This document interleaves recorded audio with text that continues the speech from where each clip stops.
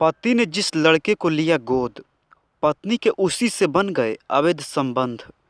जब हुआ खुलासा तो हुआ खूनी कांड। दोस्तों, ये खबर उत्तर प्रदेश के इटावा की है। पति पत्नी और गोद लिया बेटा, फिर एक रात घर के अंदर खूनी खेल।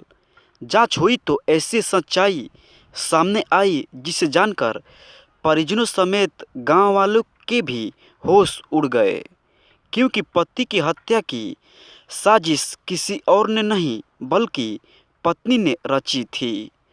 उसने मृतक पति द्वारा गोद लिए बेटे और एक अन्य व्यक्ति संग मिलकर वारदात को अंजाम दिया था। इसके लिए गांव के एक व्यक्ति को 2.5 लाख रुपए की सुपारी दी गई थी। पूरा मामला यूपी के इटावा जिले के उपसहार थाना क्षेत्र का है। गौरतलब है कि इस हत्याकांड के पीछे असल वजह अवैध संबंध है। मृतक की पत्नी के गोद लिए बेटे से संबंध स्थापित हो गए थे। इसकी भनक मृतक को लग गई थी। जब उसने विरोध किया तो महिला ने पति को रास्ते से हटाने का प्लान बनाया। 27,000 रुपये कातिल को एडवांस के तौर पर दिए गए और रात में घर के अंदर खूनी खेल खेला गया। सोते समय पति को मौत के घाट उतार दिया गया। आपको बता दें कि 15 नवंबर को मनोज जाटव की घर के अंदर लाश मिली थी। पुलिस ने मनोज की पत्नी की सूचना पर शव को बरामद किया था। जब गहनता से जांच पड़ताल की गई तो पता चला कि हाल ही में मृतक मनोज ने गांव के ही 23 वर्षीय राहुल कुमार को गोद लिया था। उसी राहुल के साथ मनोज की पत्नी के अवैध संबंध बन गए थे। इसलिए अवैध संबंधों में बाधा बन रहे मनोज की पत्नी और गोद लिए बेटे ने मिलकर लगभग 15 नवंबर की रात्रि को हत्या करवा दी। 2.5 लाख रुपए की हत्या की सुपारी गांव के विकास जाटव को दी गई थी। मनोज की पत्नी के द्वारा विकास को 27,000 रुपये एडवांस भी दिए गए थे। फिलहाल पुलिस ने खुलासा करते हुए हत्यारोपी पत्नी और गोद लिए बेटे राहुल को गिरफ्तार कर लिया है और साथ ही हत्या में प्रयुक्त लोहे की हंसिया और कपड़े धुलने वाला लकड़ी का बेट भी बरामद कर लिया है। वहीं विकास फरार है, उसकी तलाश अभी पुलिस कर रही है। हाल ही में मनोज जाटव दिल्ली से घर आया था। घटना वाले दिन जब रात में मनोज सो रहा था तो पत्नी और राहुल ने विकास को बुला लिया। फिर पत्नी ने मनोज पर कंबल डाल दिया और राहुल विकास ने उसकी हंसिया और लकड़ी के बेट से हत्या कर दी। वारदात को अंजाम देने के बाद पुलिस को सूचना दी गई कि किसी ने पति मनोज को मार दिया है। हालांकि पत्नी के बयान घटनास्थल के हालातों से मेल नहीं खा रहे थे, इसलिए पुलिस को शुरू से ही घर के ही आदमी पर शक था। इस मामले में इटावा के एसएसपी संजय कुमार ने बताया है कि उपसहार थाना क्षेत्र में मनोज जाटव नाम के शख्स की लाश मिली है। पोस्टमार्टम और साक्ष्य कलेक्ट करने के बाद घर के ही आदमी पर शक गहरा हो गया। जब शक के आधार पर पत्नी और गोद लिए बेटे से कड़ाई से पूछताछ की गई तो घटना का खुलासा हो गया। दोनों ने जुर्म कबूल कर लिया। अभियुक्तों की निशानदेही पर वारदात में इस्तेमाल औजार बरामद हुए हैं। लोहे की हंसिया का प्रयोग मनोज की गर्दन काटने में, कपड़े धोने वाले लकड़ी के बैट का उपयोग उसे मारने पीटने और कंबल से उसे ढकने में इस्तेमाल किया गया था। फिलहाल मृतक मनोज की पत्नी और उसके गोद लिए बेटे यानी राहुल को धारा 103 के तहत गिरफ्तार करके जेल भेज दिया गया है। मृतक ने 5 महीने पहले ही राहुल को गोद लिया था। हाल ही में उसके संज्ञान में आया था कि पत्नी का राहुल से चक्कर चल रहा है, जिस पर उसने विरोध दर्ज कराया था। इसलिए पति पत्नी और एक अन्य व्यक्ति और राहुल के साथ मिलकर पत्नी ने अपने पति की हत्या कर दी। पति की हत्या कर किचन में दबाई लाश। 1 महीने बाद ऐसे खुला राज। दोस्तों, ये खबर मध्य प्रदेश के अनूपपुर जिले की है। मध्य प्रदेश के अनूपपुर जिले में एक वकील साहब का घर अचानक सुर्खियों में आ गया। उनकी वजह से नहीं, बल्कि उनकी पत्नी की वजह से। दरअसल वकील साहब लापता थे, मगर उनकी पत्नी जब किचन में चिकन बना रही थी तब भी पति वहीं था। संडे को पास्ता बना तब भी पति वहीं था। बच्चों के लिए नूडल्स बना तब भी पति वहीं था। जब दाल चावल बन रहा था तब भी पति वहीं था। मगर ना उसने उन पकवानों को चखा और ना ही उसे उसकी खुशबू ही आई, क्योंकि वो वहाँ था तो जरूर, मगर मिट्टी के अंदर दबा हुआ एक लाश की शक्ल में। उसकी चारों बच्चियां भी मिलकर खाना खाती, इस बात से अनजान होकर कि ये खाना उनके पिता की लाश पर चूल्हा रखकर बनाया जा रहा है। उसकी लाश के ऊपर एक स्लैब बना हुआ था। उसकी पत्नी वहीं रोज कभी चिकन बनाती, तो कभी पास्ता, तो कभी नूडल्स, तो कभी दाल चावल। पत्नी रोज पुलिस थाने में जाकर अपने पति महेश के बारे में पूछती थी, जो 1 महीने से लापता था। जवाब मिलता था, तलाश जारी है, मिलेगा तो बता दिया जाएगा। देखते देखते 1 महीना बीत चुका था। ना कोई खबर लगी, ना पता चला। फिर एक रोज पुलिस महेश के ही मकान में धड़धड़ाते घुस गई। पुलिस ने न आव देखा न ताव, और घुसते ही घर में बने किचन के स्लैब को खुदवाना शुरू कर दिया। मिट्टी के स्लैब को खोदने में मजदूरों को ज़्यादा मशक्कत नहीं लगी और थोड़ी ही देर में पूरा स्लैब खोद डाला गया। जैसे ही मिट्टी हटाई गई, उसमें से बाहर आई 1 महीने पुरानी सड़ चुकी वकील साहब महेश की लाश। सवाल ये था कि आखिर महेश की पत्नी प्रमीला ने पति महेश को इस बेरहमी से मारकर उसी के घर में दफनाया था, और वो भी किचन के अंदर, जहाँ उसकी पत्नी पिछले 1 महीने से खाना बना रही थी। ये खबर जैसे ही बाहर आई कि महेश को उसकी पत्नी प्रमीला ने मारकर अपने ही किचन में दफन कर दिया है, पूरा इलाका उसके घर के बाहर जमा हो गया।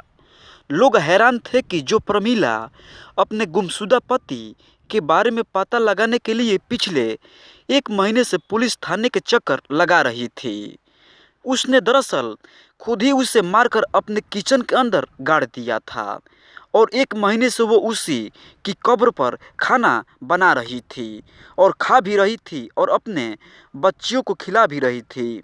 पुलिस भी पिछले 1 महीने से परेशान थी कि आखिर पेशे से वकील महेश अचानक कहाँ लापता हो गए। वो उसे आसपास के इलाकों में ढूंढ रही थी, मगर महेश तो अपने ही घर के किचन में जमीन के अंदर दफन था। प्रमीला ने अपना जुर्म कबूल करने में जरा भी देर नहीं लगाई, मगर सवाल ये था कि आखिर 4 बच्चियों की मां प्रमीला ने अपने ही पति को मारा क्यों, और क्यों उसने इस दर्दनाक तरीके से उसे अपनी किचन के अंदर दफना दिया, और कैसे वो उसी की कब्र में रखे चूल्हे से बने खाने को खुद खा भी रही थी और अपनी बच्चियों को भी खिला रही थी। अब सवाल ये है कि प्रमीला ने आखिर लंबे चौड़े महेश को मारा कैसे, और क्या उसे मारते हुए उसकी बच्चियों ने देखा ही नहीं।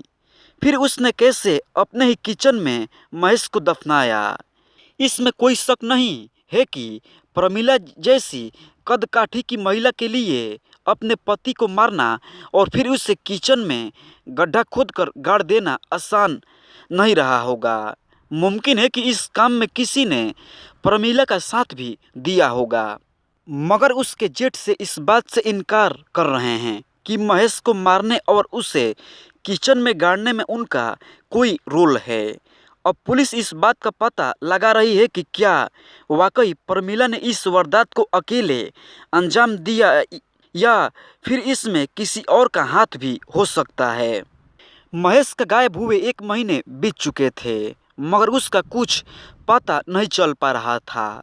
महेश की मौत के बाद उसके बड़े भाई अर्जुन कई बार उसके घर गए, मगर हर बार महेश की पत्नी यानी प्रमीला ने उन्हें दरवाजे से ही लौटा दिया।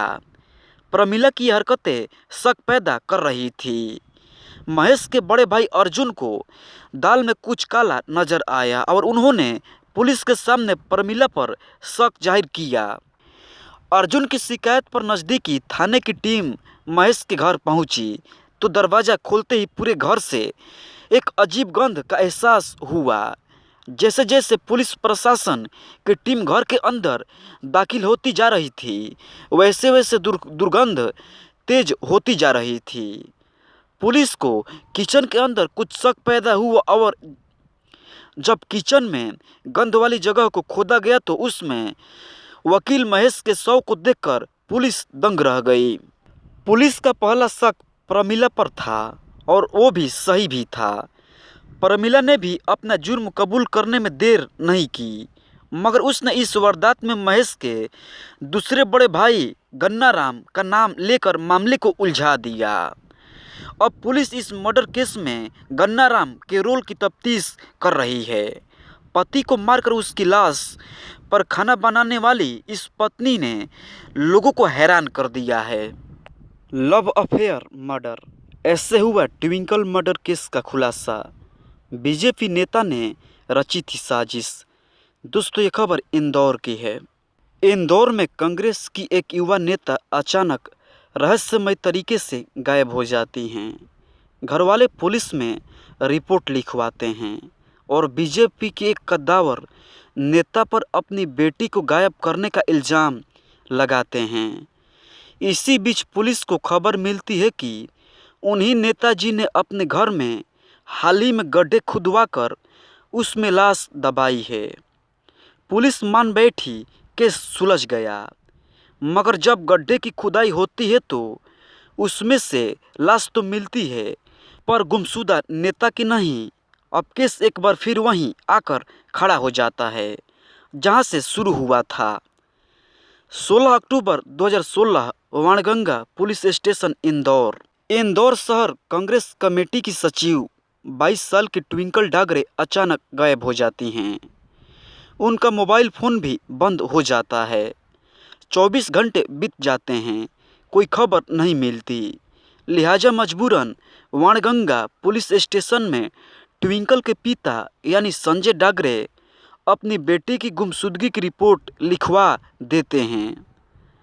पुलिस सबसे पहले उसकी कॉल डिटेल्स और मोबाइल फ़ोन की लोकेशन चेक करती है तो पता चलता है कि आखिरी बार इंदौर से होते हुए बदनावर पहुंचकर फ़ोन बंद किया गया है।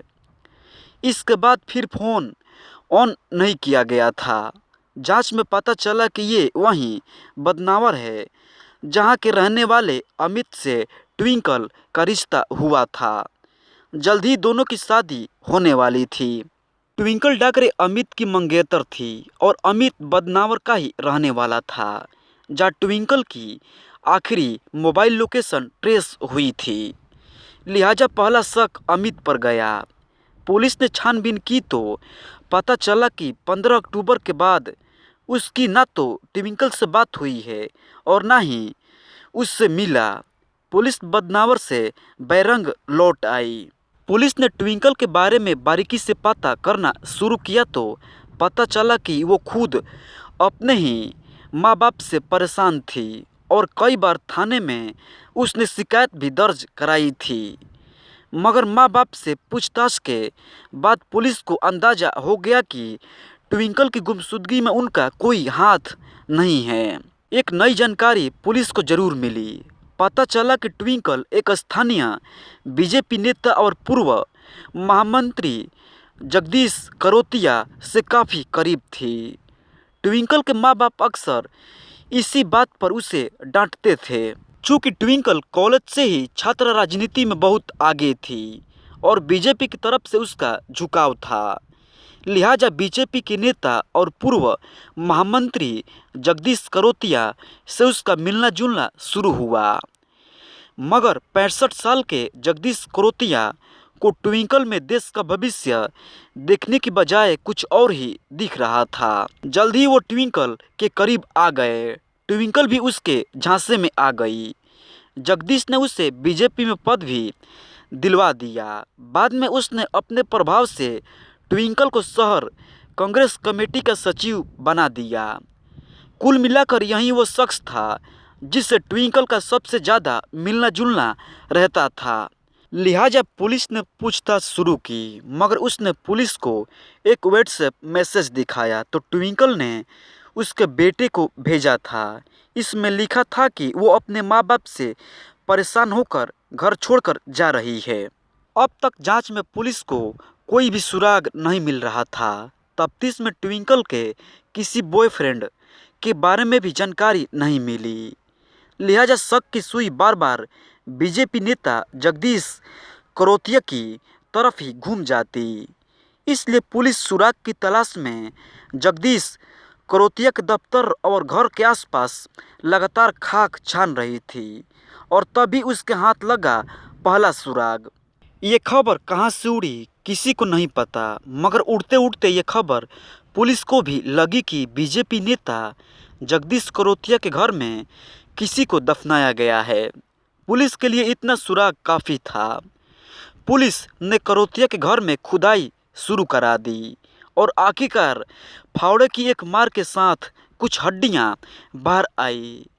इतना तो तय हो गया कि खबर सच्ची है, मगर ज़मीन को अंदर से जब पूरी लाश बाहर आई तो पता चला कि वो किसी इंसान का नहीं बल्कि कुत्ते का है। अब जगदीश करोतिया को मौका मिल गया पुलिस को दबाव में लेने का। पुलिस परेशान थी क्योंकि उसके सारे दाव उल्टे पड़ते जा रहे थे। उससे ट्विंकल की गुमशुदगी का ना तो कोई सुराग मिल रहा था और ना ही कोई सबूत। फिर भी इंदौर पुलिस को कहीं न कहीं यही लग रहा था कि ट्विंकल की गुमशुदगी का राज जगदीश करोतिया से जुड़ा हुआ है। भाजपा नेता जगदीश करोतिया पर पुलिस के शक की दो वजह थी। अव्वल तो लड़की के घर वाले करोतिया पर सीधा सीधा इल्ज़ाम लगा रहे थे। दूसरा, करोतिया से ट्विंकल के रिश्तों को लेकर शहर में तरह तरह की चर्चाएं थी। लेकिन जगदीश करोतिया के फार्म हाउस से लड़की की जगह कुत्ते की लाश बरामद करने के बाद पुलिस अब सावधानी बरत रही थी, पर केस आगे बढ़ नहीं रहा था। तभी अचानक इंदौर पुलिस ने एक फैसला किया और उस फैसले को अमल में लाने के लिए वो अदालत तक पहुंच गई। ट्विंकल को गुम हुए लगभग 1.5 साल बीत चुके थे, पर ना तो उसकी कोई खबर मिल रही थी और ना ही खुद वो, यहाँ तक कि कोई लाश भी नहीं मिली जिससे ये मान लिया जाए कि उसकी मौत हो चुकी है। लिहाजा पुलिस किसी नतीजे पर नहीं पहुंच पा रही थी। जगदीश करोतिया के घर से कुत्ते के अवशेष मिलने के बाद उसके पास कोई और ऐसी वजह नहीं थी जिससे वो बीजेपी नेता पर शक कर सके और ना ही ऐसा कोई सुराग मिला जिससे शक ट्विंकल के माँ बाप या उसके मंगेतर पर जाए। पर कुल मिलाकर पूरा केस अब भी इन्हीं 3 किरदारों के इर्द गिर्द घूम रहा था। इधर जैसे जैसे वक्त बीत रहा था पुलिस की फजीहत बढ़ती जा रही थी। बीजेपी नेता जगदीश करोतिया से पुलिस को कुछ खास सुराग मिल नहीं रहा था। वहीं ट्विंकल के घर वाले बार बार करोतिया की तरफ इशारा कर रहे थे। लिहाजा तय किया गया कि ट्विंकल गुमशुदगी केस की गुत्थी सुलझाने के लिए सूबे की पुलिस पहली बार वैज्ञानिक तरीके का इस्तेमाल करेगी, जिसे BEOS यानी brain electronical oscillation signature test कहते हैं। आसान जवाब में इसे ब्रेन मैपिंग टेस्ट समझिए। केस ऐसे मोड़ पर था कि पुलिस अकेले बीजेपी नेता जगदीश करोतिया का टेस्ट नहीं करा सकती थी। लिहाजा उसके 2 बेटे ट्विंकल के माँ बाप और मंगेतर अमित का भी ब्रेन मैपिंग टेस्ट जगदीश करोतिया के साथ कराने का फैसला लिया गया। ट्विंकल के माँ बाप और मंगेतर Amit brain electronical oscillation signature test में साफ निकल गए, मगर जब ये टेस्ट जगदीश करोतिया और उनके बेटों पर कराया गया तो ट्विंकल गुमशुदगी केस में अचानक भूचाल आ गया। पता चला कि पुलिस और ट्विंकल के माँ बाप का शक 100% सही है। जगदीश और उसके बेटों ने ही ट्विंकल की न सिर्फ किडनैपिंग की बल्कि 1.5 साल पहले ही उससे मौत के घाट उतार दिया था। पर अभी भी पुलिस के लिए मुश्किल ये था कि सबूत कहाँ से लाएं, कत्ल का, किडनैपिंग या फिर लाश का, क्योंकि कानूनी तौर पर सिर्फ ब्रेन मैपिंग को कोर्ट में सबूत के तौर पर पेश नहीं किया जा सकता था। लिहाजा पुलिस ने तय किया कि वो टेस्ट के नतीजों को तब तक गुप्त रखेगी जब तक कि सबूत न हाथ लग जाए।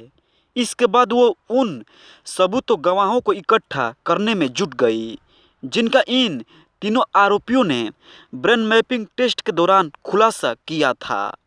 कामयाबी हाथ लगती है और फिर इसी के साथ पूरी कहानी सामने आ जाती है। दरअसल भाजपा नेता जगदीश करोतिया के ट्विंकल के साथ अवैध संबंध थे। ट्विंकल जगदीश करोतिया पर उसके ही घर में रहने के लिए दबाव बना रही थी। करोतिया और ट्विंकल के इस रिश्ते की वजह से उसकी पत्नी और बेटों में झगड़ा हो गया। जगदीश को राजनीति करियर डूबने की चिंता थी, लिहाजा उसने ट्विंकल के कत्ल की साजिश रच डाली। जगदीश करोतिया के दोनों बेटे भी साजिश में शामिल थे। तीनों ने ट्विंकल की किडनैपिंग और मर्डर से पहले हिंदी फिल्म दृश्यम को एक बार देखा था। पूछताछ में दृश्यम फिल्म का जिक्र आते ही पुलिस को ये समझते भी देर नहीं लगी कि जगदीश करोतिया के घर से निकले कुत्ते का शव इसी साजिश का हिस्सा था। और तो और खुद जगदीश करोतिया ने ये खबर फैलाई थी कि उसके घर में किसी की लाश दफन है, ताकि पुलिस अब आए तो उसे खुदाई में कुत्ते का शव मिले और उन पर लग रहे इल्ज़ाम एक ही झटके में ख़त्म हो जाए। और हुआ भी ठीक ऐसा ही। मगर अब भी ये सवाल कायम था कि अगर जगदीश करोतिया के घर से कुत्ते का शव मिला तो ट्विंकल का शव कहाँ है। और इतना ही नहीं, उसके मोबाइल की आखिरी लोकेशन ये क्यों बता रही थी कि वो इंदौर से करीब 100 किलोमीटर दूर बदनावर में थी। अभी इसका खुलासा होना बाकी था।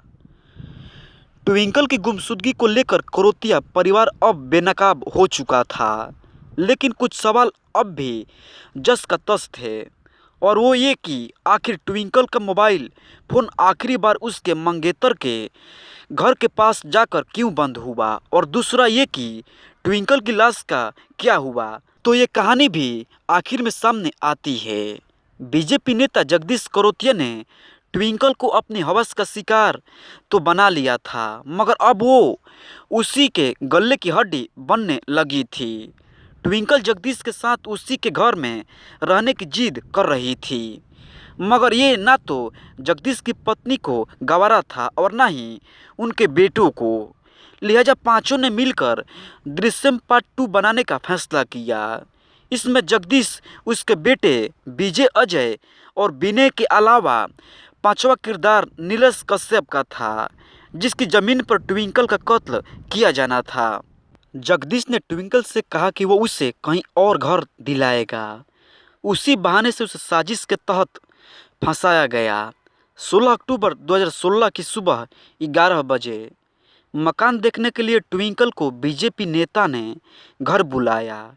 बहाने से अजय और जगदीश करोतिया ने उसे MR10 पर दोस्त नीलेश के खेत पर ले गए।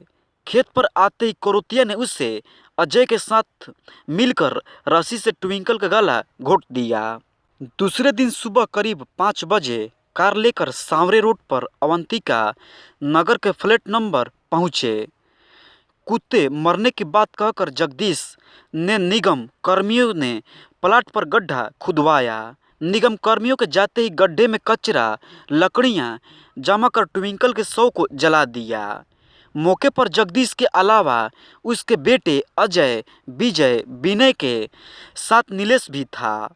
शव को जलाने के 2 दिन बाद हड्डियों और राख बोरे में भरकर जगदीश नज़दीकी नाले में बहा दी।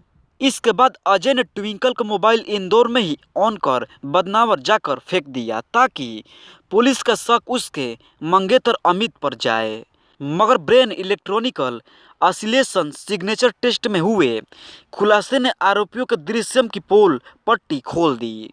पुलिस को शव जलाने वाली जगह से ट्विंकल की बिछियाँ, ब्रेसलेट, कपड़े और कुछ सामान मिले हैं, जिसके बाद पांचों आरोपियों को गिरफ्तार कर जेल भेज दिया है। लिव इन रिलेशन, 7 लाख का कर्ज और फ्रिज में लाश के टुकड़े।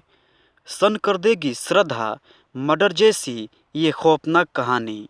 16 मई 2022 का दिन था जब दिल्ली में श्रद्धा वालकर की हत्या को अंजाम दिया गया था और इस हत्या के ठीक 365 दिन बाद यानी दिल्ली से 1583 किलोमीटर दूर हैदराबाद में ठीक वैसी ही एक और वारदात हुई, जहां 17 मई 2023 को कूड़े के ढेर से एक महिला का कटा हुआ सिर बरामद हुआ।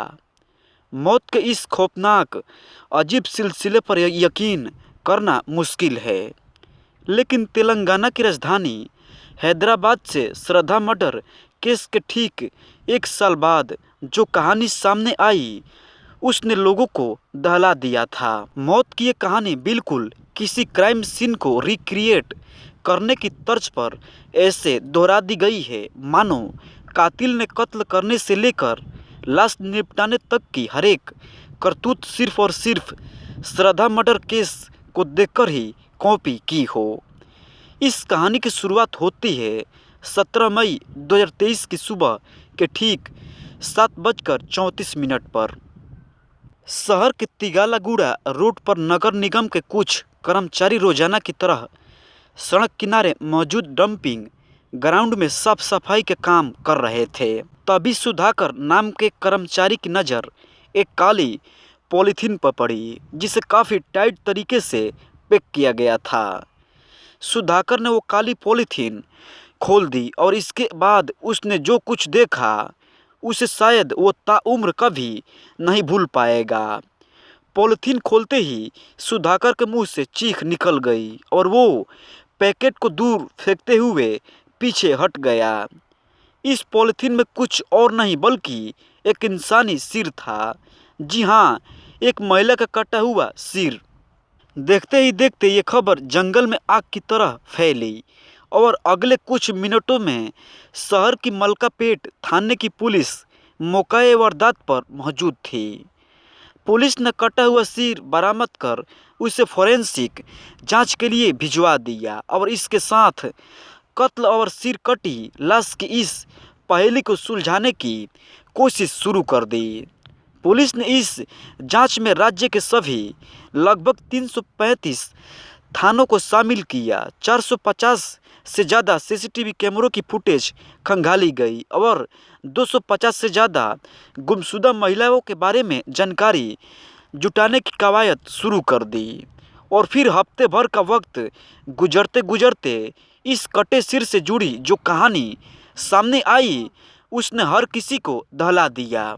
मामले की जांच में जुटी हैदराबाद पुलिस के लिए मारी गई महिला की पहचान पता करना सबसे पहली चुनौती थी और इसके लिए पुलिस पहले ही दिन से महाअभियान चला रही थी। इस सिलसिले में पुलिस ने अपने ही डिपार्टमेंट के उस व्हाट्सएप ग्रुप में भी महिला के कटे सिर की तस्वीरें सेंड की, जिस ग्रुप में 700 से ज़्यादा थानों के इंचार्ज जुड़े हुए थे। और करीब 5 दिनों की कोशिश के बाद आखिरकार पुलिस ने इस महिला की पहचान पता करने में कामयाब हो गई। महिला की पहचान शहर के दिलसुख नगर की रहने वाली 55 साल की यारम अनुराधा रेड्डी के तौर पर हुई। इसी के साथ अनुराधा के कत्ल की सिहरन पैदा कर देने वाली कहानी का खुलासा हो गया। वैसे तो अनुराधा शादीशुदा थी, लेकिन अपने पति की मौत के बाद वो करीब 15 सालों से अकेली रह रही थी। वह इतने ही दिनों से चंद्रमोहन नाम के एक शख्स को जानती थी। चंद्रमोहन अनुराधा से 7 साल छोटा यानी 48 साल का था। पति से अलग होने के बाद उसकी चंद्रमोहन से नज़दीकियां बढ़ गई और फिर वो चंद्रमोहन के साथ ही उसके दिलसुख नगर वाले मकान में शिफ्ट हो गई, चूँकि वो पहले से ही अलग रह रही थी। कुछ दोस्त और रिश्तेदारों के अलावा उसकी ज़्यादा किसी से बातचीत नहीं होती थी। लेकिन इन्हीं हालात के बीच एक रोज़ अनुराधा रहस्यमय तरीके से अपने घर से गायब हो गई।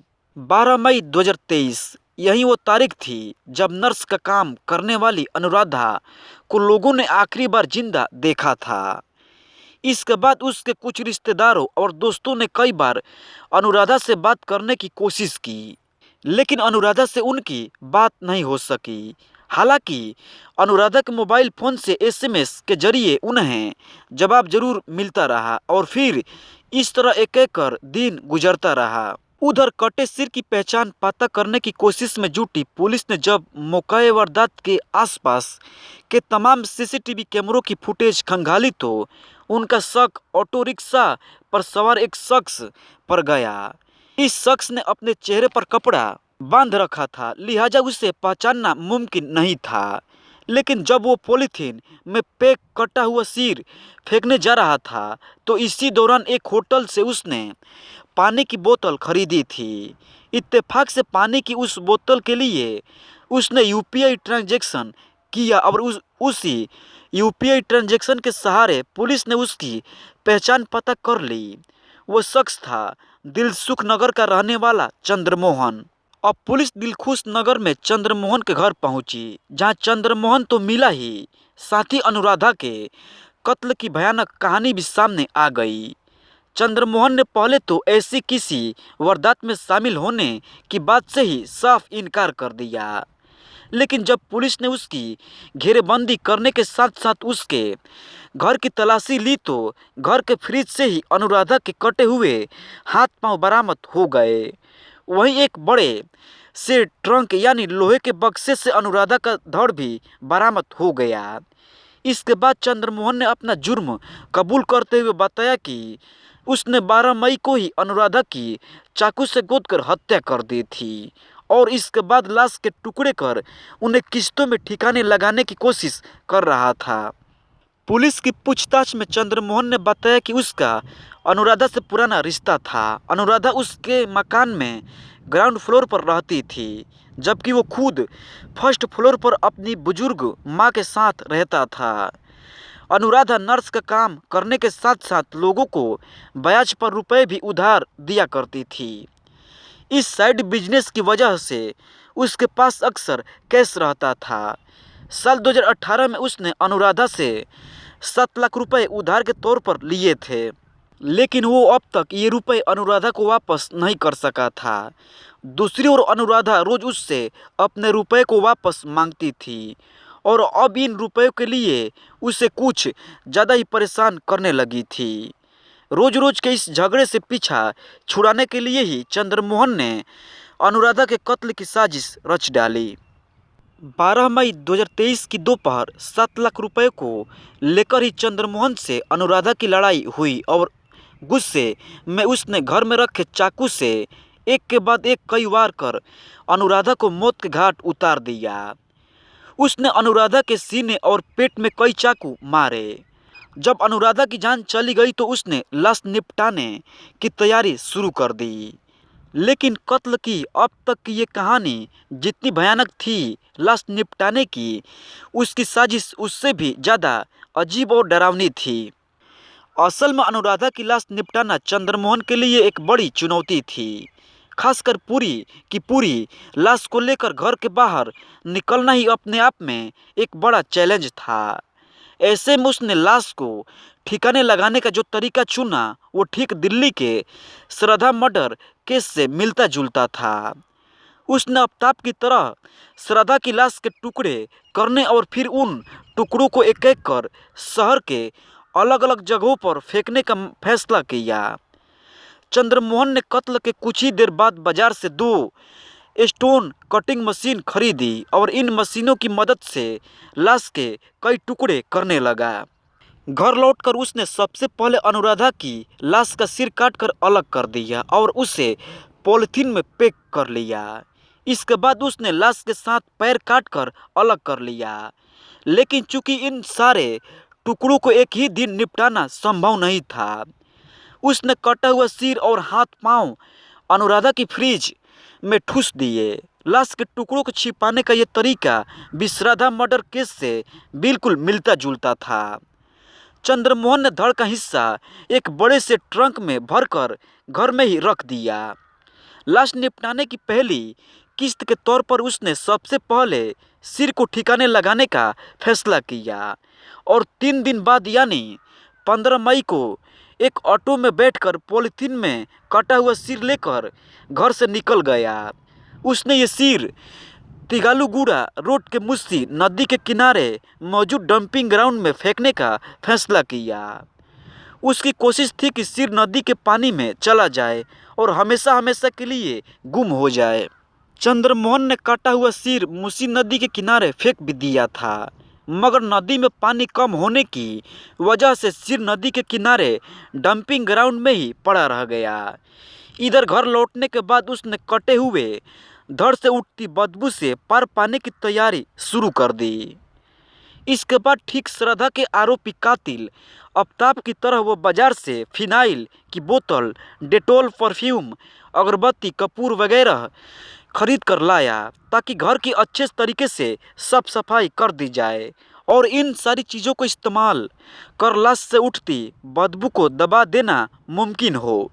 सच्चाई तो ये है कि इस कोशिश में तो वो काफ़ी हद तक कामयाब भी रहा, क्योंकि आस पड़ोस में किसी को चंद्रमोहन के घर से निकलती लाश की बदबू का पता नहीं चला। वो तो जब पुलिस तलाशी के लिए उसके घर में दाखिल हुई तब उन्हें बदबू का एहसास हुआ। खास बात ये रही कि अनुराधा के कत्ल की सच्चाई को छुपाए रखने के लिए चंद्रमोहन ठीक आफ्ताब की तरफ ही अनुराधा के मोबाइल फ़ोन से उसके नाते रिश्तेदारों और दोस्तों को मैसेज भेजकर गुमराह करता रहा। जब जब कोई अनुराधा से बात करने की कोशिश करता, वह उसके फ़ोन से उन्हें मैसेज भेजकर उनकी जिज्ञासा को शांत कर देता। उसकी ये कोशिश तब तक कामयाब भी रही जब तक कि वो पकड़ा नहीं गया। इस हत्याकांड ने यकीनन श्रद्धा वालकर मर्डर केस की यादें ताज़ा कर दी।